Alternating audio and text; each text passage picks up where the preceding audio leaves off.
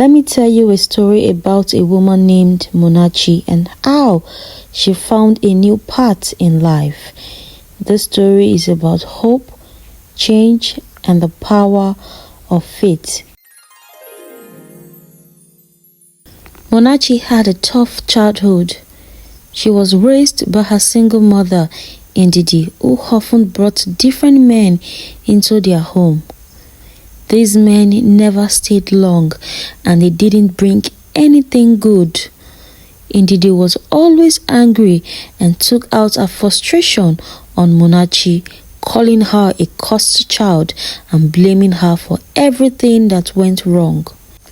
She never showed Munachi any love, only comparing her to other girls who had nice things. At school, Munachi's torn uniform and old shoes made her a target for teasing. Despite this, she always came first in class. Learning was her escape and gave her something to be proud of. When it was time for university, Munachi had to make money on her own because her mother didn't help. She sold fruits, washed clothes, cooked and cleaned houses. One day, she met a man named Ifeanyi while she was cooking for him. He said he liked her and offered her money if she would sleep with him. Munachi refused, but he sent her away. When she told her mother about it, her mother cursed her and told her to do what Ifeanyi wanted. Heartbroken, Munachi eventually gave in. After that, Ifeanyi kept asking Munachi to sleep with him, and soon his friends did too. One of them, Collins, asked Ifeanyi if he could sleep with Munachi, and Ifeanyi said yes. This became a regular thing. Munachi used the money to take care of her mother when she became sick and to pay for her education. But she started missing classes and eventually dropped out of school. She got used to sleeping with men for money. Later, her mother's health became better. Munachi's life took a darker turn when she met Vivian, who lived a wild life. They became friends and did everything together, staying out late, going to clubs, and getting into fights. Munachi became violent too. One night, after a fight with a girl named Buki over a man, things got even worse. Vivian and Munachi were coming back from a nightclub when they had a car accident. Vivian died and Munachi was left unconscious in the hospital. Her mother reached out to Ifeanyi for money to pay the bills, but she took the money and ran away. While Munachi was still in the hospital, a pastor who visited to pray for patients heard about her situation and decided to help. He paid her bills and prayed for her. When Munachi woke up, a nurse told her that Vivian had died and her mother had left her. Munachi felt lost and alone, but the pastor kept visiting her. He talked about God's love and forgiveness, and his words touched her heart. Munachi decided to give her life to Christ. As Munachi began a new life as a born-again Christian, she found solace in the church community. The pastor, Pastor Emmanuel, and his wife, Sister Grace, took her under their wing. They treated her like a daughter, providing her with the love and support she had never known. Through their guidance, Munachi started attending Bible study classes and participated in church activities, slowly rebuilding her shattered self-esteem. However, the road to recovery was not without its hurdles. Munachi struggled with the haunting memories of her past and the shame that came with them. She often felt unworthy of the love and the kindness she received from her new church family. Pastor Emmanuel reminded her constantly of God's unconditional love and the promises of forgiveness. He often quoted 2 Corinthians 5:17. Therefore, if anyone is in Christ, the new creation has come. The old has gone. The new is here. Determined to make amends for her past, Munachi decided to help others who were in similar situations. She began volunteering at a local shelter for abused women and children. There, she met many women who had experienced pain and betrayal, just like she had. Munachi shared her story with them, offering a message of hope and transformation. Her courage to speak about her past encouraged others to open up and seek help.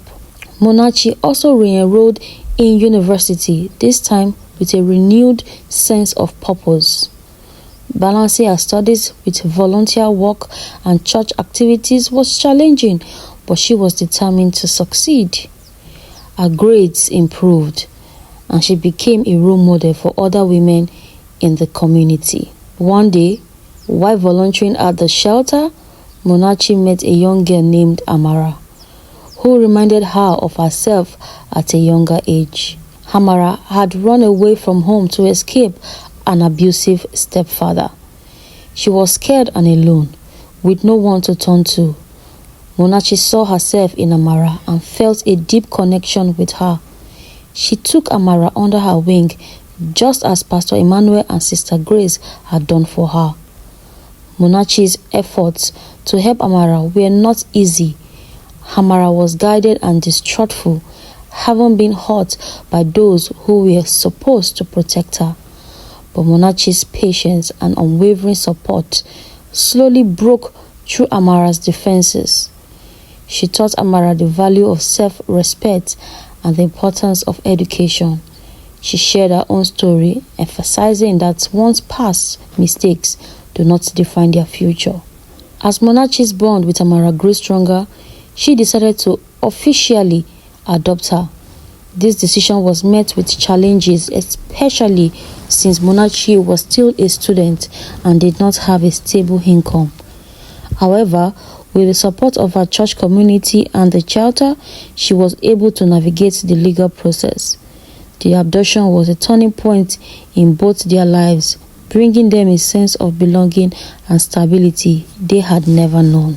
Munachi's journey also led her to reconcile with her past. She sought out Ifeanyi and Collins, the men who had exploited her vulnerability. Comforting them was not about seeking revenge, but about finding closure. She forgave them not for their sake, but for her own peace of mind. This heart of forgiveness was liberating and allowed her to fully embrace a new identity in Christ. Years passed and Munachi graduated with honors. She continued her work at the shelter and became a prominent advocate for women's rights. Her story was featured in local newspapers and on television, inspiring many others to seek redemption and change. Munachi's journey from a life of pain and despair to one of hope and purpose became a testament to the transformation power of faith and love. Munachi also found love along the way. She met a kind-hearted man named Chuks at a church retreat. Chuks was drawn to Munachi's strength and resilience. Their relationship blossomed, built on mutual respect and shared faith. They supported each other's dreams and worked together to make a positive impact in their community. Eventually, Munachi and Chuks got married in a beautiful church ceremony, surrounded by their loved ones. Pastor Emmanuel officiated the wedding, and Sister Grace stood by Munachi's side as a matron of honor. Amara, who was now striving in school and full of confidence, was the flower girl. Munachi's story doesn't end here. She continued to grow and evolve, always striving to help others and live a life that honored God. Her past, once a source of shame, became a powerful tool for change. She wrote a book about her experiences, which became a bestseller and further spread a message of hope and redemption. Her life was a living testimony to the power of faith and importance of forgiveness and the possibility of transformation. She taught others that no matter how dark the night, the dawn of a new day is always within reach. Munachi's story shows that no matter how far you are falling, God's grace can lift you up. I hope our story inspires you to find the light no matter how dark your path seems. There's always hope, and with faith, you can overcome anything.